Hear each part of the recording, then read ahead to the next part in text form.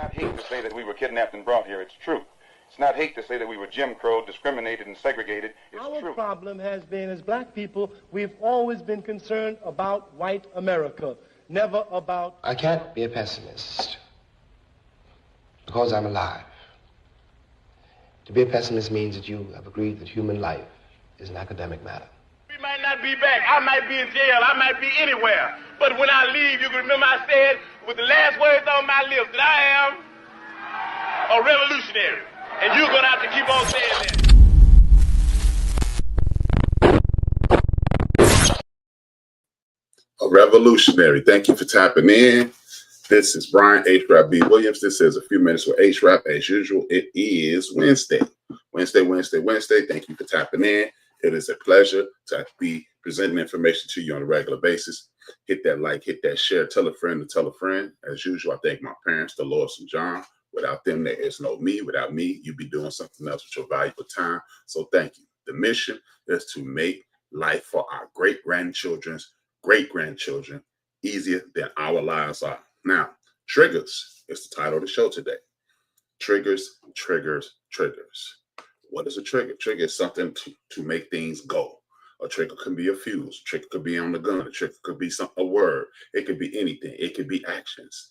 It can trigger you into something that makes things go. And if you haven't already, and if you're not watching this live, please go to www.theendofthebench.com, www.theendofthebench.com, and you can watch this live along with the Black History video that I always do.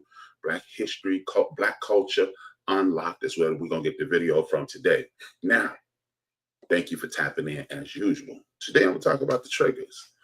There are a lot of triggers going on in the world today, and with those triggers, it is forcing people into action. That's what a trigger does. It forces action. It pushes an agenda. Now, what is the agenda? That's the question, man. What is the agenda? The agenda is to initiate something that is unexpected going on in the world today. You have angry people. You got people acting angry, doing angry things, living in an angry world, doing something that they shouldn't be doing. Now, what are the things that I'm talking about? Every time that the United States federal government under this regime is prepared to do something illegal, it seems, or erroneous, it seems, or underhanded, some celebrity, and this has been part for the course for a few years, for quite some time now, but it's more prevalent now. You ever notice that soon as they do something underhanded, a celebrity gets in trouble because you're being triggered to look at the celebrity and not look at what's going on. Look at your rights being stripped away. Look at people being snatched up like with Gestapo tactics. Looking at people,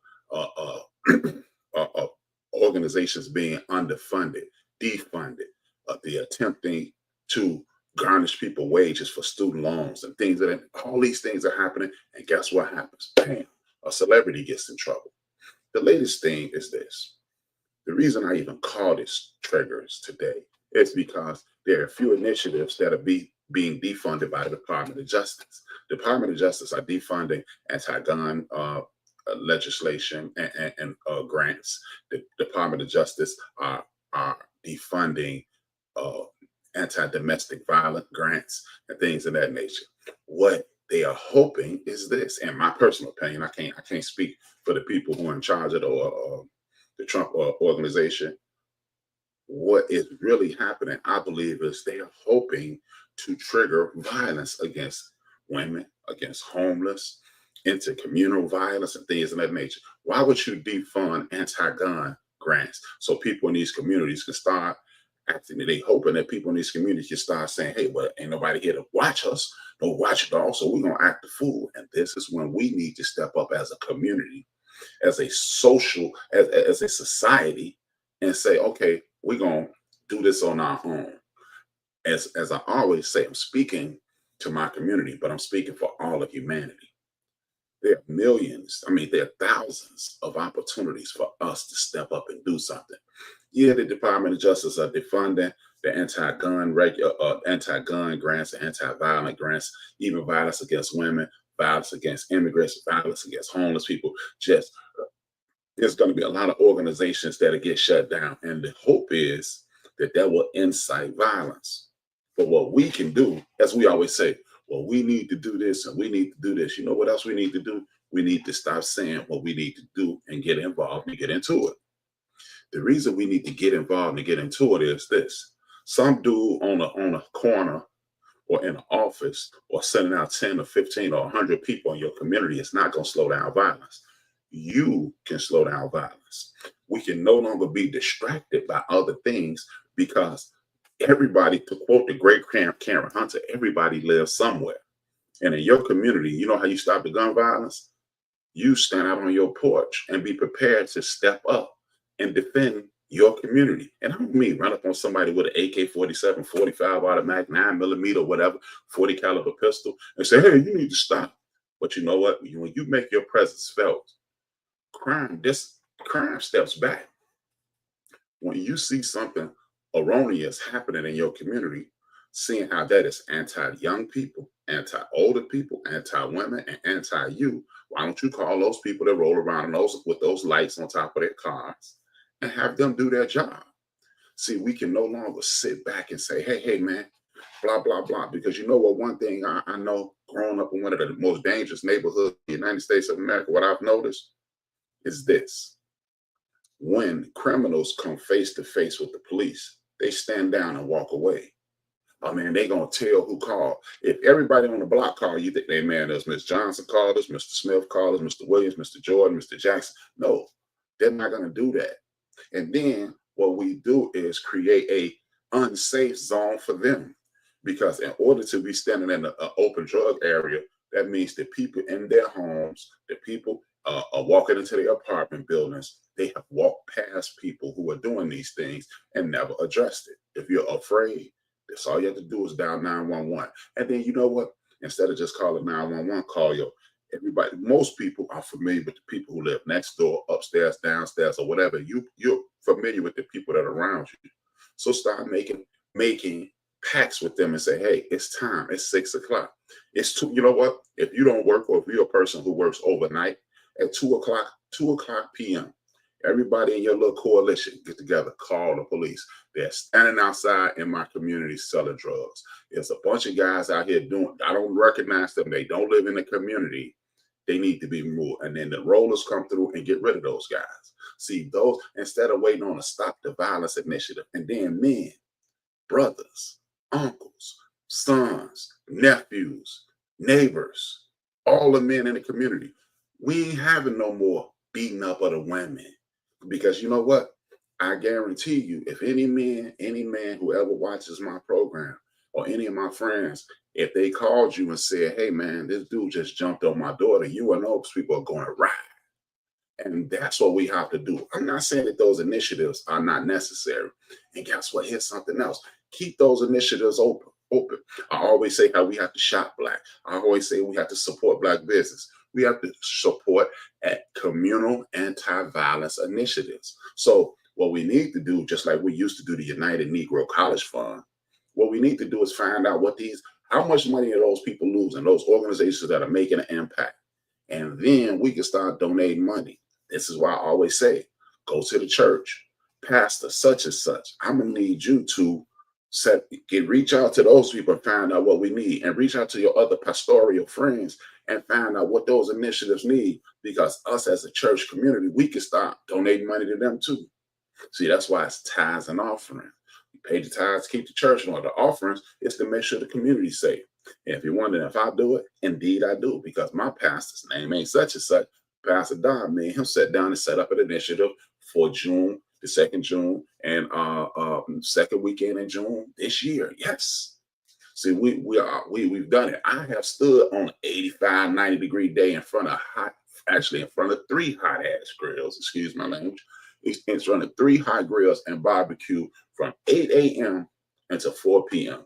And we handed out hundreds of plates for food in the community for no reason at all.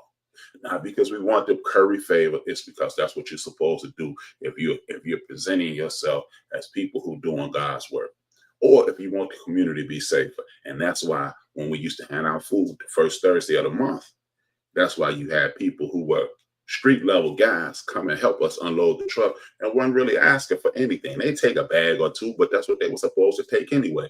You're part of the community, take you some food home too. See, if we step up and stop saying what needs to be done and do it, you don't have to worry about abject violence. You won't have to worry about random acts of violence. Our women won't have to walk the street and be, and then guess what?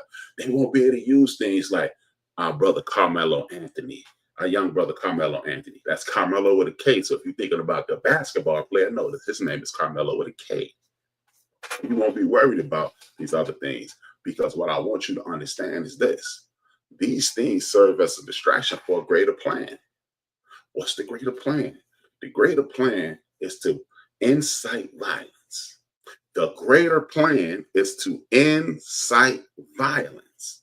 Why would they want to incite violence? Because you are looking at a regime that is reading out the playbook of one Adolf Hitler's a book called Mein Kampf. And what you do is incite the people, because they're hoping that people are going to get mad. See, you keep putting this Carmelo Anthony thing on the news. Carmelo Anthony, Carmelo Anthony, Carmelo Anthony, Carmelo Anthony, Carmelo Anthony. Now, think about this, ladies and gentlemen. Carmelo Anthony is an incident in which one person was unalived. Horrible. Nobody should be unalived, especially a child. Now, that's one incident. You had two school shootings. You had a school shooting in high school level, school shooting and on the college level. Why are we talking about gun violence right now? Because we want to rile up the people. If you don't understand what I'm saying, or if you don't take what I'm saying, take heed to what I'm saying, what I want you to do is look at the Oklahoma City bombing special or documentary on Netflix. I want you to watch that. And it shows at one point, these white folks got mad at the government all over the country, and they started rallying and riling up. And people, they were suspecting that the Columbine incidents where this dude, Derek Koresh, thank you, Alfred. Koresh set up this illegal arms situation, and he was saying he was Jesus. The ATF took him down, and they were saying that was retaliation. If you're willing to blow up a federal government building, if you're willing to have militia all over the South and all over the country talking about firearms, those people are diametrically opposed to you as well, because a lot of those people are racist as well. A lot of those people don't like you. They think you are a threat to what has been laid out as their country. And then you got black folks. Oh man, I'm tired. And then you see the George Floyd thing, the Philando Castile, the Sandra Bland, the young lady in Tennessee, I can't think of her name right now, Breonna Taylor. You have the young men who've been destroyed in this, unalived in this world. And you have black people inside it. And then they actually have people sitting out bricks in hopes to young black people get so filled with emotion they'll start a riot. And then guess what happens? Why would they want to do that? They do those things so they can institute martial law. And people be like, see, that's why you always hear, man, the violence in Chicago. Newsflash, people. The paperwork from, the documentation from last year, Chicago isn't even in the top 10 most violent cities in the United States of America. I'm going to say that very slowly. Chicago is not in the top 10 most violent cities in the United States of America. But Chicago is a synonym for violence in the streets of the United States of America. Somehow, some way. Guess what they did before that? It was LA before that. A lot of people, including myself, really didn't want to go to LA because, man, there were Crips and Bloods out there. I live in a gang-infested city. What I want to be there for? But LA was not. They had you believing if you got off the plane at LAX, the Crips and Bloods might be shooting it out in LA. Before that, it was Baltimore and the DMV, Baltimore, DC, and Virginia. They had you scared to go there. Then it went up to Detroit for a little while. Then it was in New York. And guess what? All these places we reside. It made you believe only people that was selling cocaine and buying cocaine were in Miami. Meanwhile, they shipping it all over the country. But see, what you do is you put everybody on alert. These darkies, they're violent. You better watch out for them. And then everybody on alert looking at when you see a black person, you think it's scared. And what's insane about that is this. We didn't capture anybody and drag them over here. We didn't capture anybody and enslave them that were already here. We didn't annihilate a whole continent of people. We didn't destroy that many people. We didn't do that. We haven't enslaved one person. We didn't tie people to left hand to a horse, right hand to a horse, and make the horses run in two different directions. We don't have a Thomas Jefferson who wrote the Constitution, rape a 14-year-old girl and drag all around the world with him, constantly raping and having children by talking about that was his girlfriend. We haven't done that. We don't do those things. We didn't have people sneaking in the houses, raping people. We didn't make it legal to rape black women. We haven't set up any laws that white people can't live around us. But y'all are scared of us. And I'm not trying to point at white people because I don't have any issue with all white people. I'm going to tell you this, though. I have an issue with most white people. Most. I'm not going to lie to you. About 75% of them. The reason I have an issue with 75% of white people, because of this. If 75% of white people didn't believe in discrimination and racism, the country wouldn't be in the position today it's now. Because 99% of black people, 99% of people who've migrated here, and 99% of indigenous people, 99% of Latino people, they don't believe in discrimination. Now, we do self-segregate in this country, and that's part of the fabric of the country. But we don't be trying to hurt people. But guess what? Your people do it. You do it against each other. Some of y'all don't. It used to be no N-words, no Jews, no Irish, no Italians. That used to be a sign in front, no dogs. We didn't do that. We didn't create that word. Y'all did. So what are you scared of? See, that's what I'm saying. But when you initiate martial law, you have police coming in. And that's why when you talk about Chicago, when you talk about LA, they need to bring in the military. You do understand if they brought in the military like you requested, and one of those military people shot one of your children like the police do, because they're out of control and they've been put on alert, guess what? Nothing happens to them. Not a darn thing happens to them. And then with the people in charge, these people let go people who attacked the government and tried to overthrow the government. That's called sedition. A president shot somebody on the lawn of the White House for that. Yeah, look it up. It's facts. Look up sedition and see how many people died for it. Yeah, it's a guy from Chicago. His name is Jeff Ford. He's in jail for 199 years for attempting to do a treasonous act against the United States of America, allegedly. Yeah. He allegedly was attempting to do it. These people, we saw it happen, and they got pardoned. So while you distracted with the Carmelo Anthony situation, which we should be paying attention to, while you distracted by the school shootings, meanwhile he defunding programs to slow down violence. We don't want trans people reading to children, but we're not gonna do anything about these schools getting shot up, Walmart's getting shot up, grocery stores getting shot up, and all those things. But we don't want gay people doing anything. Black people are dangerous. You're dangerous because if you're trying to hunt one deer, why do you need an AK-47? You need something that's gonna shoot out 100 bullets in like a minute against the animal. That's insane. But that's what we're dealing with. We're dealing with people who, at one point, it was fashionable to have from the neck up a bear, a standing bear in their house, from the neck up a deer, from a buffalo, all these things hanging from your wall. I caught those and killed those. Eagles, condors, and things that are endangered species because you thought it would be good to have that head hanging on your wall, but you are scared of me. I'm telling y'all, man, this martial law thing they are trying to initiate that.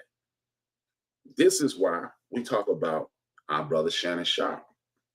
Look, I'm not going to talk about the sexual habits of anybody, but every time legislation come through, R. Kelly get arrested, legislation. Puff Daddy get arrested, legislation. Shannon Sharpe in trouble, legislation. Stephen A. Smith and LeBron, legislation. It's all these celebrity things, and then legislation goes through because you're not paying attention. You're paying attention over there when you need to be straight ahead. You need to be straight ahead. Like I've said on this program before, why is it that my daughter has less rights than I do?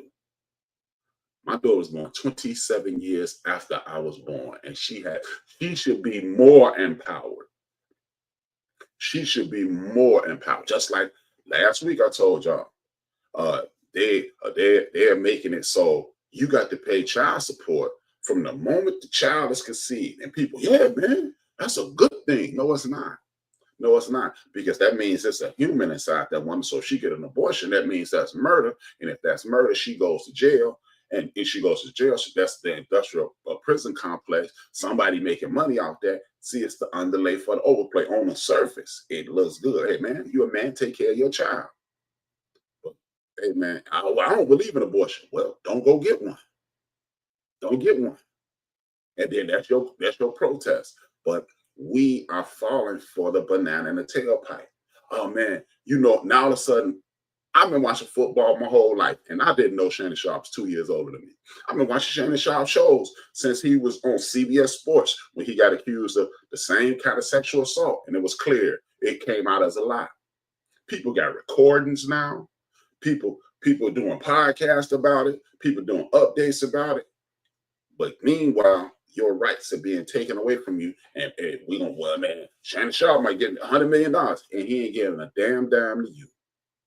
But your rights are being stripped away, and Shannon Sharpe gonna be able to move to Bora Bora. Shannon Sharpe gonna be able to move to. Shannon Sharpe can pack up and never do a show ever again and move somewhere and never think about us. And our rights are still being stripped from us. The Social Security is still being played with. Medicaid is still being played with. People still being terminated. But we're worried about people who have more money than we dream of. Come on, y'all. We better than that, man.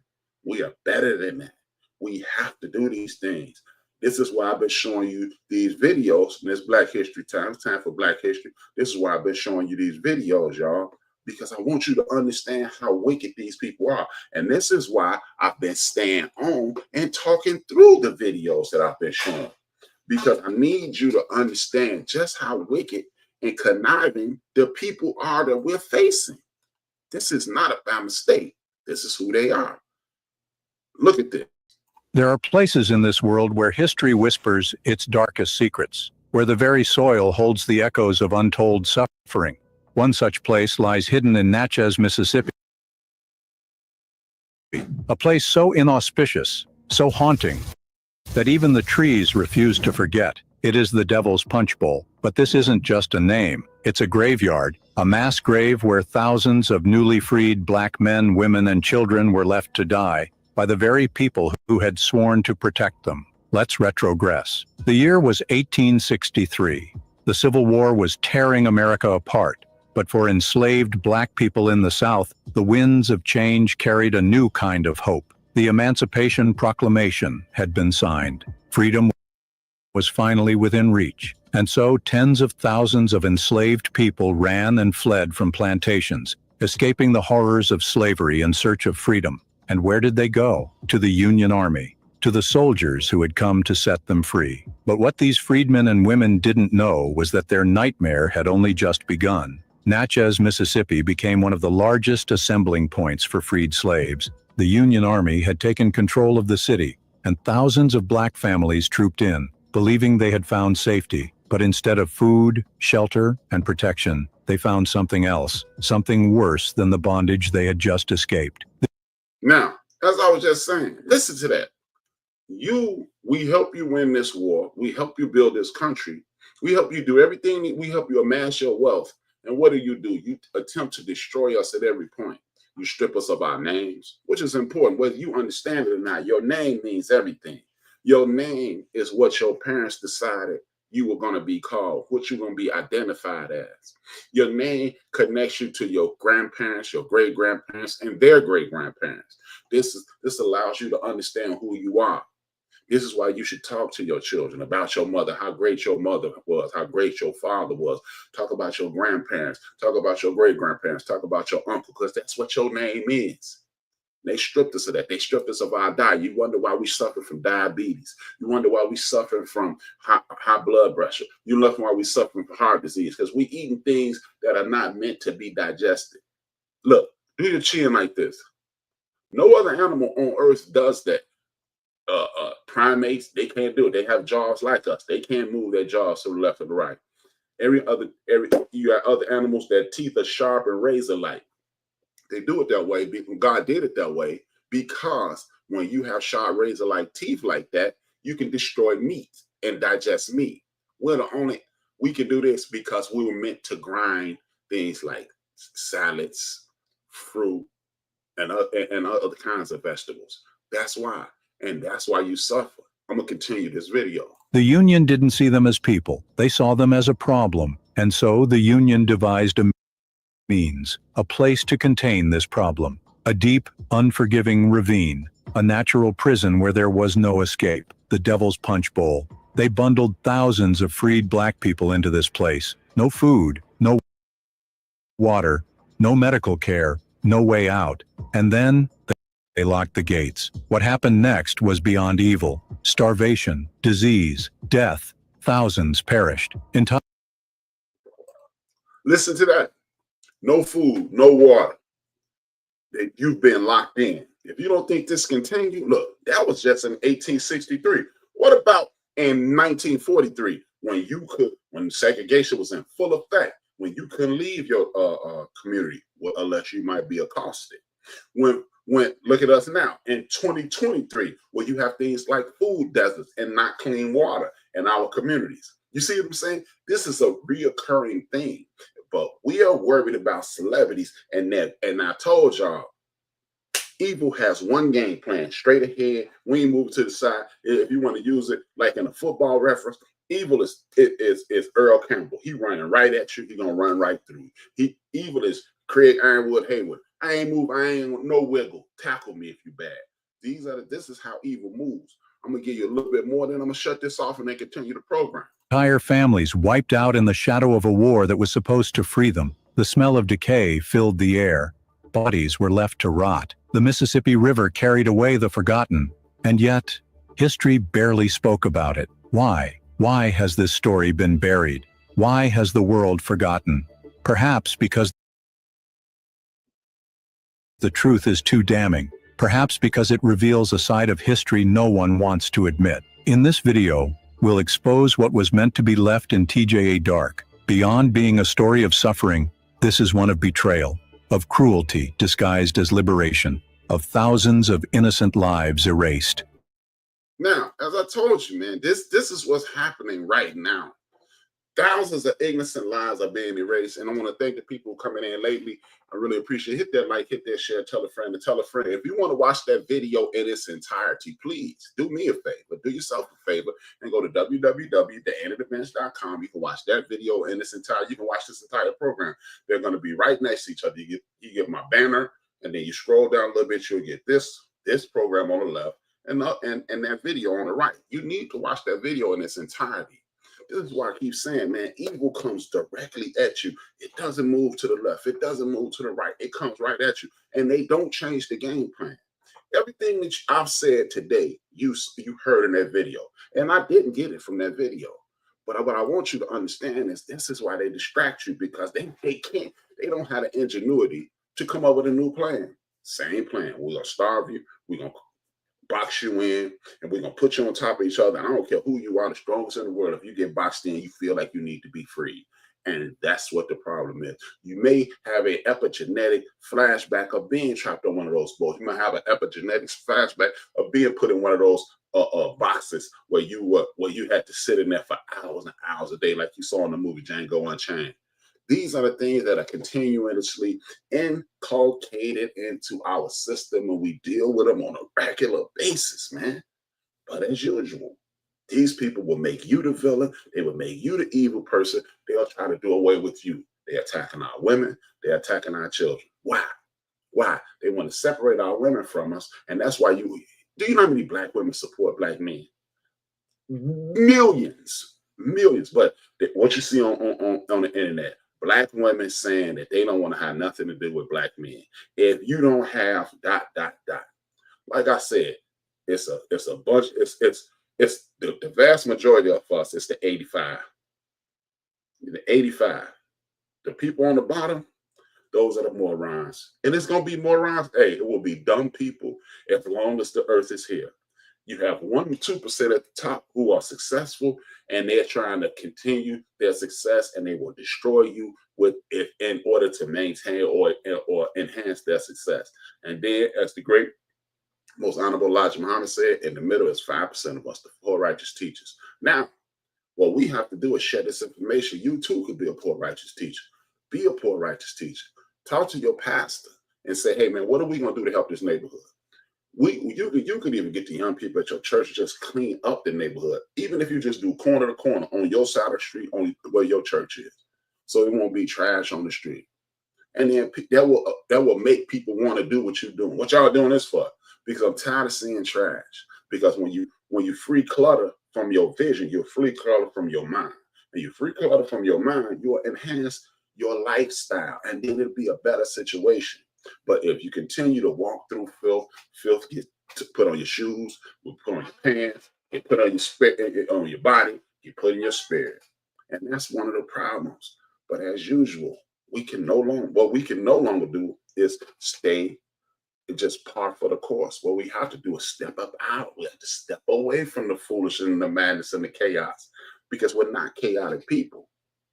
What we have to do is, like I said, fund some of these programs. Talk to your pastor. Every pastor in the United States of America, especially these men and women in our community who are pastors of churches, they know probably every pastor in that city. We need to come together and start funding our own anti-domestic violence initiatives, our own gun violence initiatives, our own after-school programs. It's enough of us to do it. We used to every year, Lou Rawls, the late great Lou Rawls, Labor Day weekend, he had a telethon for the United Negro College Fund.